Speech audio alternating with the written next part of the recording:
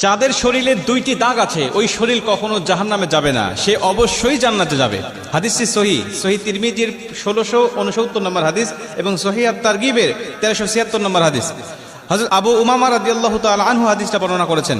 রাসূল সাল্লাল্লাহু আলাইহি ওয়াসাল্লাম বলেন, যাদের শরীরে দুইটা দাগ আছে এবং যাদের শরীর থেকে 2 ফোঁটা তরল পদার্থ নির্গত হয় ওই শরীর কখনো জাহান্নামে যাবে না, সে অবশ্যই জান্নাতে যাবে এবং আল্লাহ পাকের কাছে এই শরীরটা সবচেয়ে প্রিয় শরীর। রাসূল সাল্লাল্লাহু আলাইহি ওয়াসাল্লাম বলেন, 1 নম্বর দাগ হলো যে ব্যক্তি জিহাদের ময়দানে আল্লাহকে খুশি করার জন্য, আল্লাহর দ্বীন কায়েম করার জন্য অথবা আল্লাহর সন্তুষ্টির জন্য যে ব্যক্তি বাতিলের মোকাবেলা করতে গিয়ে শত্রু পক্ষের আঘাতে তার শরীরে ছোট্ট একটা দাগও যদি বসে যায়, এই দাগটা কিয়ামতের ময়দানে সুপারিশ করে বা এই দাগটা থাকার কারণে কিয়ামতের ময়দানে আল্লাহ পাক তাকে জান্নাতে দিয়ে দিবে। নবীজি সাল্লাল্লাহু আলাইহি ওয়াসাল্লাম বলেন, 2 নম্বরে ফরজ ইবাদত সমূহের কোন একটি দাগ যদি তার শরীরে দেখা যায়, যেমন নামাজ পড়তে পড়তে সেজদা দিতে দিতে কপালে